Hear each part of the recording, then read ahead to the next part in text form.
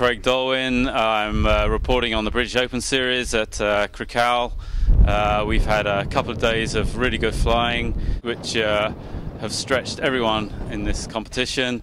This is the first competition where we've had the sports class, and we've had a good number of people participating in the competition, and I think they've all had a really good time. The sports class was seen as a very good way of introducing new pilots into competition. It's a fairly relaxed atmosphere. They get to fly in groups of 10 people, and they get retrieved as well. So it's a kind of a good way of doing competitions without having the serious aspects of flying and having to work out retrieves, etc. So we're trying to encourage people who maybe have done a few XCs but never really done any competitions, and this is a very relaxed and comfortable way of starting a competition career. Sports class, the pilots have gelled really well. They're working together. They know each other a lot better now, and with the retrieve situation, that means they can get back to base without any real hassle, and they get a lot of advice from Grant. Grant is sort of giving them briefings before takeoff, telling them what to do. We've had 2 meetings after at the end of the day where the pilots have been able to ask questions of some of the top guys, and we've basically gone through the whole problems associated with competition flying, including GPS and radio usage and Vario. So it's been an interesting exercise for all participants, really, and it's definitely been interesting from my perspective. We hope that the competition will continue for the rest of this year, most definitely, and probably into next year, if it's keeping up the enthusiasm and getting new people involved. Some of these people not necessarily new to flying, but new to competition. So we're trying to encourage maybe pilots with quite a few years' experience to come along and just get involved in competition without the hassle of the retrieve situation. And so yeah, we hope it will expand, and maybe we can start think of doing this in Europe as well. I'm a very new pilot from Derbyshire. I've been flying a bit over a year. I started training in the end of 2006. I got my CP in 2007, and so I've been flying as much as I possibly can since then. I've got about 50 hours. I got my pilot rating about 2 weeks ago, just before the British Open, in time to get my entry in. Okay. So you don't no XCs or anything? I had like that? No cross-country experience before I came here, but I'd got myself to the point where I was very close to going cross-country.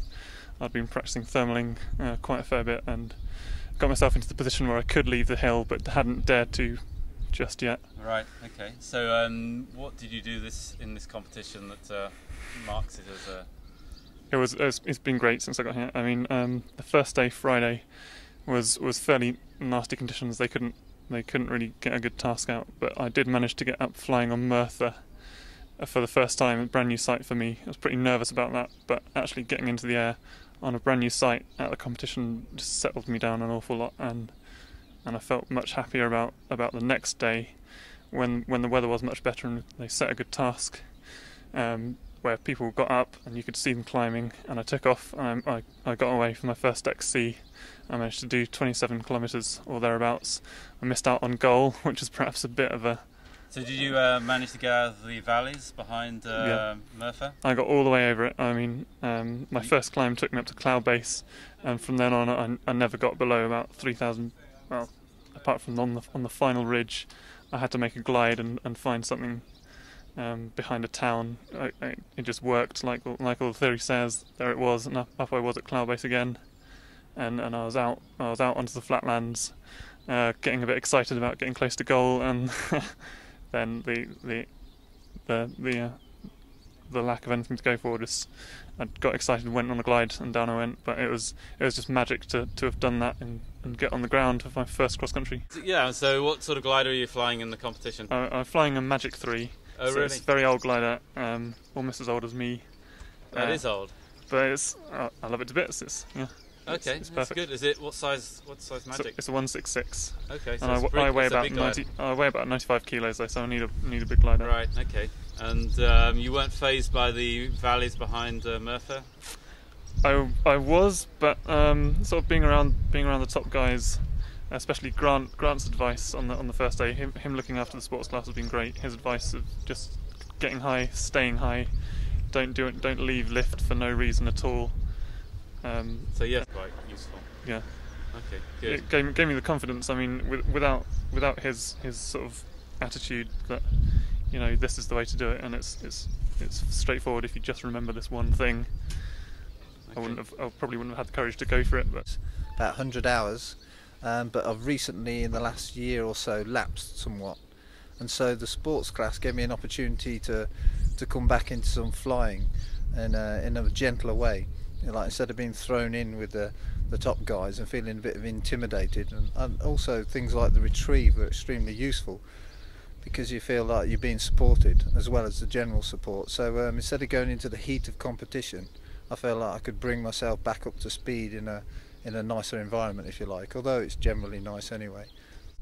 I've been flying for about 8 years. I've never gone cross country, primarily because of retrieve situation, which was very good here and all organised. 2 hours of ridge soaring, a good thermal came through, and I got up to about 2,000 feet, and I thought I'll be damned if I'm going to go back and do any more ridge soaring, and that was the decision made really. I set off under some other pilots, never made it to cloud base, flew over the valleys and the towns. It didn't look as intimidating as I'd imagined once I was up. Mm-hmm. And managed to, heading towards the Seven Bridges, managed to do 28 kilometres, all at about 2,000 to 3,000 feet. How was your landing? Because that's, I guess, one of the first issues about doing your first cross country is the problem of deciding where to land and choose the wind direction. The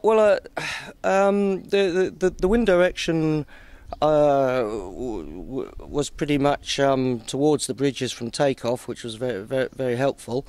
I came in I decided at about 900 feet I was going to land. Mm-hmm. I wasn't getting lift out of some brown fields. Got down to 300 feet and then got a thermal back to 900 feet and did that about 3 times.